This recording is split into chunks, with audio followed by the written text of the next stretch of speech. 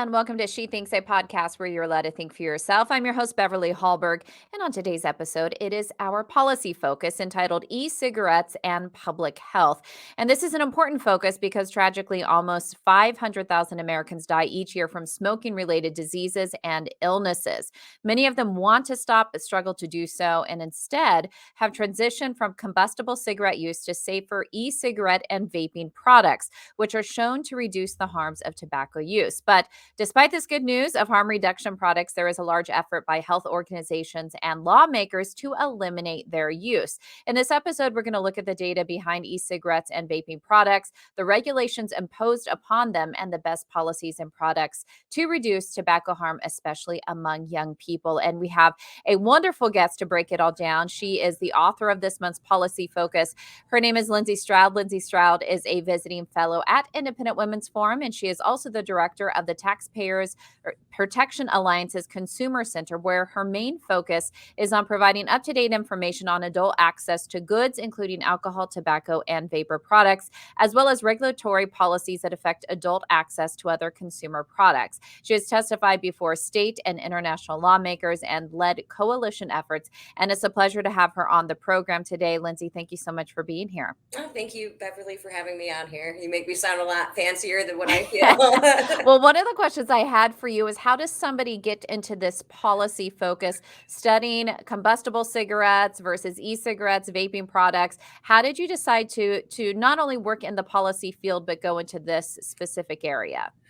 My old job, actually, I worked at the Heartland Institute, and when I signed up, I was still smoking, and they were like, "Oh, hey, you can work on vaping," and I fell in love with it. When you this newfangled technology that came out, and these people who were able to quit smoking, these adults that were able to quit smoking using this product, and seeing just the nightmare of regulatory action that they were dealing with, especially just at the local, state, federal levels, and then you have the legislatures brought in here, you got courts brought in here, and it's just kind of really fascinating to look at the evolution of adult access to new tobacco products in the United States, and it's very as we'll probably talk about more in this podcast is how increasingly difficult it's getting.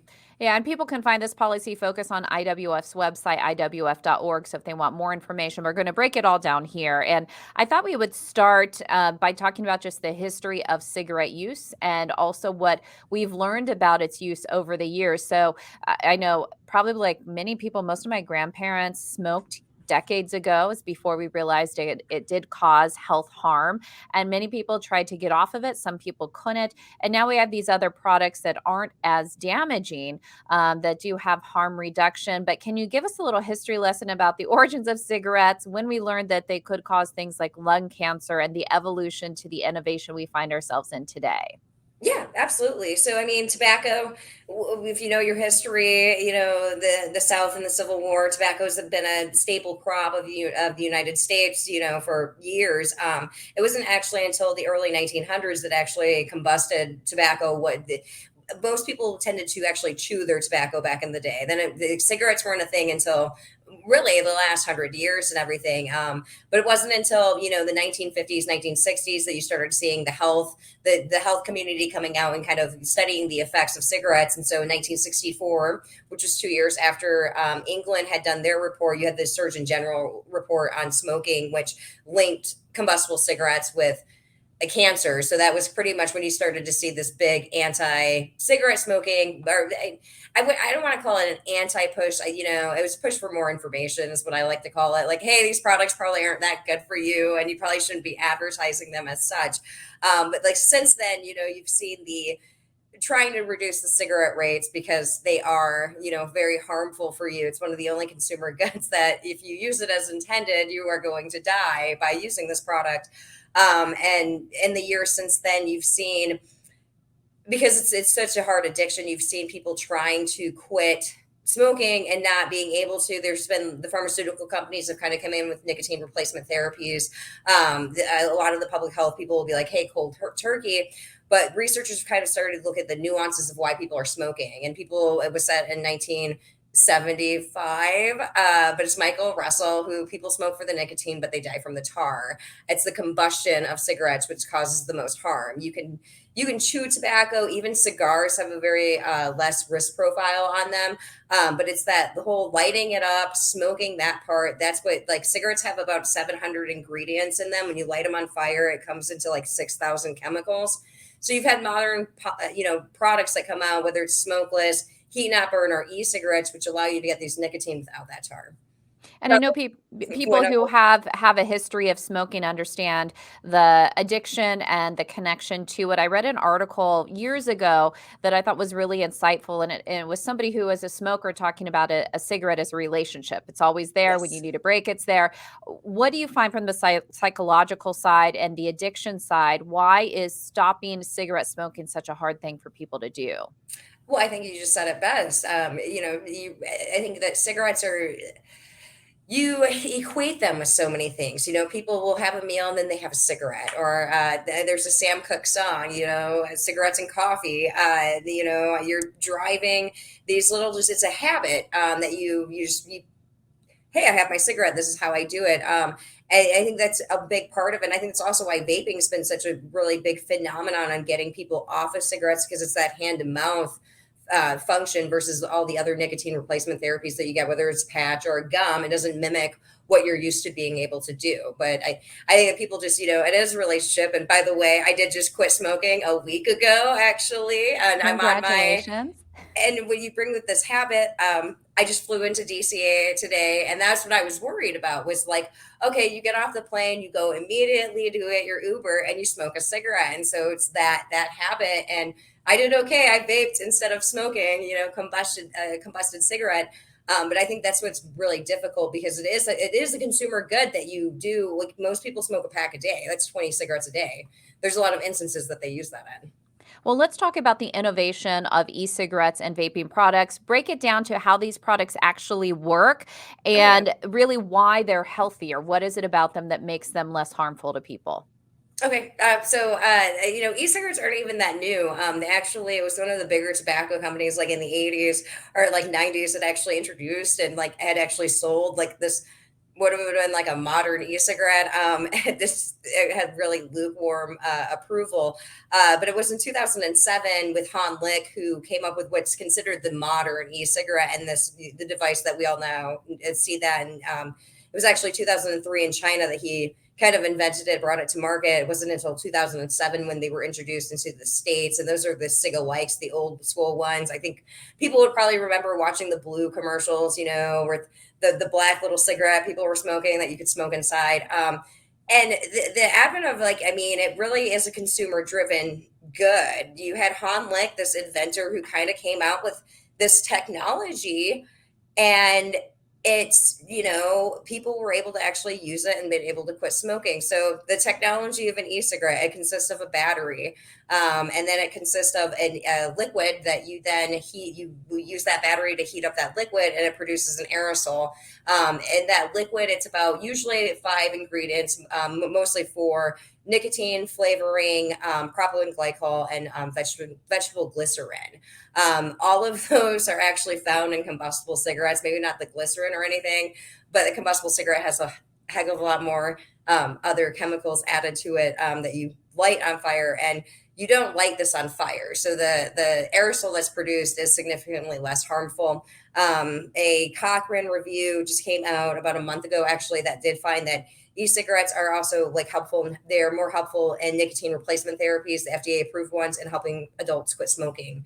So they have been beneficial in reducing cigarette, smoking rates among adults. And it's very limited data, but I mean, they're pretty amazing. And there's been a lot of, it's unfortunate that, the, the regulatory playing field in the States, there's been a lot of hindrance on being able to, I guess, tweak and evolve this technology. And in order for you to be able to market your product in America, you have to go through the pre-market tobacco product application process, millions of dollars going in there.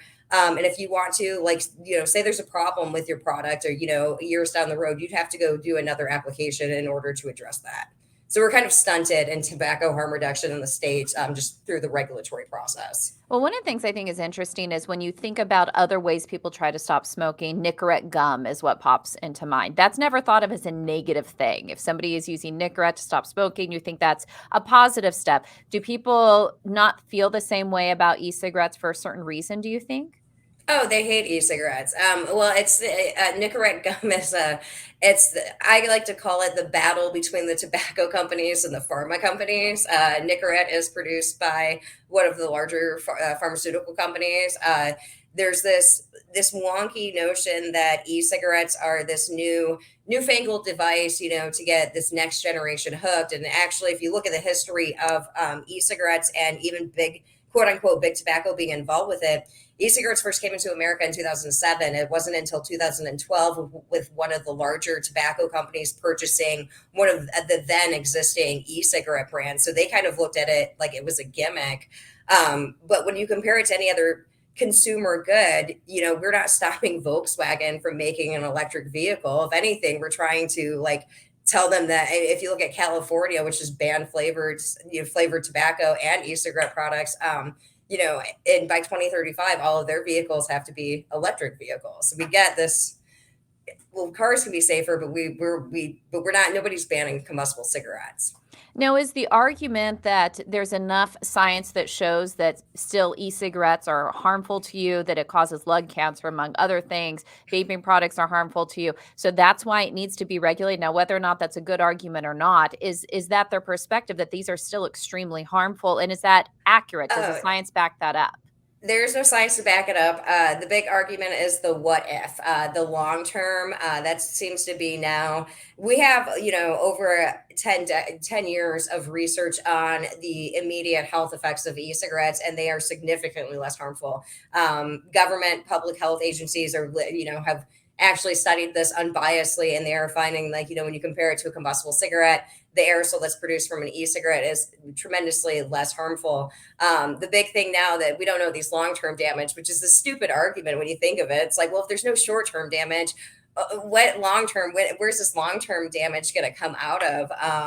And that's the kind of argument. But I think it just comes back to that, quote unquote big tobacco. They had their day in court, they got found guilty, and they just have a stain on their back. And we don't, we'd rather destroy them. But you're seeing a lot of these flavor bans pop up across the country, and it was mentioned in the Westchester County, New York, the other night just had it. Why aren't we banning all cigarettes if we understand that these are harmful? But there's a lot of money in cigarettes. There still isn't a lot of money that comes from e-cigarettes. The FDA is complete. The FDA Center for Tobacco Products is completely funded by user fees, which tend to be paid for by the consumers of those tobacco products, and it's only on 6 product categories. It's not any of these newer devices. So e-cigarettes are not included on that, but cigarettes are. So when you look at the regulatory playing field, if I was it's kind of like a business. Why would I sit here and authorize a product if I'm making no money off of that product? One of the things I have found very fascinating about even the vaping side of things is at the same time there have been these increase in regulations against e-cigarettes and vaping products. You have an increased interest and support, and states making changes to law on marijuana usage. And so why is marijuana usage looked at as, oh, that's good, and people can use that, but then when you get into the nicotine side, the tobacco side, that's thought of as evil. What do you make of the dichotomy of this thinking? It's pretty amazing. I'm glad that you brought that up, especially when and I've actually done a little bit of work behind the scenes on some federal cannabis reform stuff. And my big thing is make sure that the FDA does not regulate it, because you're only going to have the big companies. A lot of it, I know the big thing is the racial issue that comes in. So, and then what's amazing with the marijuana issue is that you're not seeing the youth issue, but youth use of any product is going down on all of them, like the drugs, alcohol, tobacco. If you look at the numbers, they're not as fun as kids as they used to be 10 years ago. Quote, I'm joking about that, people, but there is that interesting thing that you are, New York, I think is the best example. You banned, flavored nicotine, banned flavored e-cigarette products, and then signed the bill the next day to recreational marijuana. I think that I think it all comes back to this idea that, it's big bad tobacco just coming after your kids, which is unfortunate because it's not, I mean, big tobacco is actually forced to change because their consumers forced to change them. But it is going to be interesting to see over the next 2 years to see what are the policies, the if you're going to see like an increase in youth use of these products that you have did legalize, and what's the repercussions of banning flavored e-cigarettes. You have already seen in some localities, for example, San Francisco, when they banned flavored e-cigarettes back in like 2018, and you saw an increase in youth using combustible cigarettes.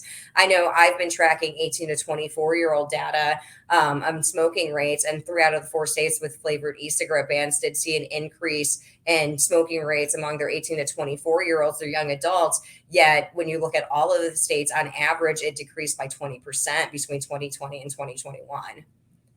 Well, I want to take a brief moment to talk to you, our listeners. You may know that Independent Women's Forum is a leading national women's organization dedicated to enhancing people's freedom, opportunities, and well being. But did you know that we are also here to bring you, women and men, on the go, the news? You can listen to our High Noon podcast, an intellectual download featuring conversations that make free society possible. Hear guests like Ben Shapiro or Dave Rubin discuss the most controversial subjects of the day, or join us for happy hour with At the Bar, where hosts Inez Stepman and Jennifer Braceras chat on the latest issues at the intersection of law, politics, and culture. You can listen to past episodes at IWF.org or search for High Noon or At the Bar in your favorite podcast app.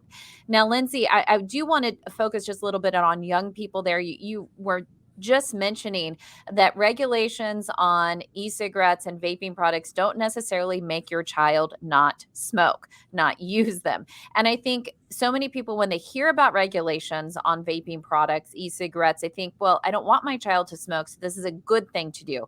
What is your main argument to people on why regulations won't necessarily help your children and definitely don't help those who are trying to quit smoking? Well, the e-cigarette regulations don't take into account that flavors are very important to adults. You always see politicians, oh, this is the flavors are only there to attract children, but no, flavors act as both getting people, they help people quit smoking cigarettes because they taste so much better. And then also, once they're used to sucking that flavor in, sucking a combustible cigarette doesn't feel as good. But also, you see time and time again on these youth surveys, because they do ask youth, recently too, in the 2021 one, they asked, among kids who had ever even tried an e-cigarette, and ones that were currently using e-cigarettes. And overwhelmingly, they're not citing flavors as a reason for using them. Among youth who have just tried an e-cigarette, overwhelmingly they tried it because they're friend. Among kids that were currently using e-cigarettes, over 50% of them cited feeling anxious, depressed, or stressed, and that's why they used them. And that's where I think it's really unfortunate. There's something going on with our youth right now, and we're all kind of like, we're, I guess, throwing out this tobacco vaping issue where, there's more things, and kids aren't using these products because of the flavors. They're using it because they're anxious, stressed, or depressed. Let's go and talk about that, because it's more than them just using tobacco. There's a whole slew of other things that happen with that one. The big thing too with the youth is that you did see, you were watching gradually, with after suing the tobacco companies in the 1990s, federal cigarette taxes, state cigarette taxes, you were seeing gradually youth cigarette use was declining. So then you started in 2015 seeing an uptick in kids using e-cigarettes. Now, when you look at the numbers, it looks like youth vaping kind of peaked in 2019. And that's when you had about 1 in 5 kids were quote unquote current e-cigarette users, which current is defined as having used an e-cigarette or a tobacco product on at least one occasion in the 30 days prior to the survey. So it's not, it's not like they were doing it every day. They could have just been at a party and they would be confined as a current user. But you've seen that decrease. Even I want to say it's like 11% now. So it's great. We should be celebrating those policies that have seen already a decrease with this newfangled device. Of course, kids were going to use it. Show me a product that that no kids never get their hand onto it. But I think the flavor bans are just a little bit hard hitting. I don't think they address why kids are using these products. And I think a lot of it's just fear mongering, and the whole, it goes back to this, oh, it's big tobacco coming after your kids. And it's like, no, it's not. But you can, get back to, why are kids using these products? And so when we look at what policy should look like on the state level and on the federal level, what is it that you think people should be supporting? Oh, okay. Well, I know it's a big, broad question. I would, okay. So I mean, regulations. If you're gonna regulate tobacco products, they should be regulated on their harm, the continuum of harm. Even Scott, the former FDA commissioner Scott Gottlieb had, the tobacco products are on this continuum of harm. You've got combustible cigarettes that are the most harmful, and then nicotine replacement products, which are the least harmful. And that's, the regulation should be reflective of how much harm that they're doing, to a person, to a consumer that uses them. I work at the Taxpayers Protection Alliance. I ain't going to sit here and say go tax them, but I know, right now you have over half the states that do tax electronic cigarettes and other novel tobacco products. And there's a few states that they tax them where, I want to say it's Kentucky that actually has a higher tax rate on that than combustible cigarettes. If you're going to tax them, once again, the continuum of harm, the tax rate, we use excise taxes to deter people from using these products. If you have a cigarette smoker and you know that this alternative is going to be safer for them to use, well, you should be, encouraging them to go to that safer product, not, taxing that product the same way that you would tax a cigarette. So, and it's a gimmick. When you look at the youth vaping issue, it's a lot of anecdotes and not a lot of substance. I mean, when you start breaking down some of these numbers and the way that you're even seeing that, you can go look at the FDA, you can go look at the CDC. They conflate the numbers all the time. So when it's like 11.5% of youth that are current, but they're all talking about, well, that percentage of youth, the ones, and that 11.5% that are using it every day. And so then you have these news media sources that are like, oh, 24% of kids are daily, e-cigarette users. Well, it's 24% out of that 11.5%, which is like 3% when we do these numbers. But trying to do math with both lawmakers and media, oh, fun. Well, then a final question for you on this, and maybe you want to even answer this from a personal perspective. I'll leave that up to you. But when many people do switch from combustible cigarettes to e-cigarettes or vaping products, are they hoping that they stop altogether, or do they view this as something that is less harmful and they're willing to take on some sort of health risk because they enjoy it so much? Or what are we finding as people's health? What do they expect when they do make this transition? I was accidental. I was just like, oh, hey, you didn't smoke in a day. Let's see if you could just do it. And it's been fine, except, the airport, and where you really want a cigarette. But yeah, most people know, the vape shops have been really good at being able, they're not technically allowed to actually talk about the health benefits of e-cigarettes. But a lot of people do actually, because vaping, with the open system e-liquids, you can actually taper down your nicotine level so that at some point you're vaping zero nicotine. So now it's just like a hand to mouth thing. And you don't really have that, I guess, quote unquote, physical addiction. But I mean, all of the anecdotes from people, their lungs are better. I've heard stories from people. I've seen some lung scans actually from people that their lungs look like they never smoked, and they've been vaping for the past decade. So the harm on there, that this alarmism with the harm, I mean, it's just not there with the people that you're seeing. So, but they are taking control of their life, and I think that's one of the probably the coolest things about vaping, at least right now, that there is some control over it. You can kind of still pick your device. You're not supposed to be able to have access to it, but yeah, you could still pretty much get some e-liquids in certain states and everything. And you can choose your nicotine level, and you can choose how you do it. And it's very personal versus going to a C store and, getting a pack of Marlboros or whatever. Newports. Well, I think it's such a fascinating topic and often one that people don't talk about too much because it is one of those hot button issues. And I think it's important as we look at regulations and policy to know the facts of what's going on. So thank you so much for your research and also putting out this policy focus. Again, it is called E-Cigarettes and Public Health. You can find it at iwf.org. Lindsey Stroud, thank you so much for being here. Thank you. And thank you all for joining us. Before you go, I do want to let you know that IWF does want you to know that we rely on the generosity of supporters like you. An investment in IWF fuels our efforts to enhance freedom, opportunity, and well-being for all Americans. So please consider making a small donation to IWF by visiting iwf.org/donate. And last, if you enjoyed this episode of She Thinks, do leave us a rating or review on iTunes. It does help. And we'd love it if you shared this episode so your friends know where they can find more She Thinks. From all of us here at Independent Women's Forum, thanks for watching.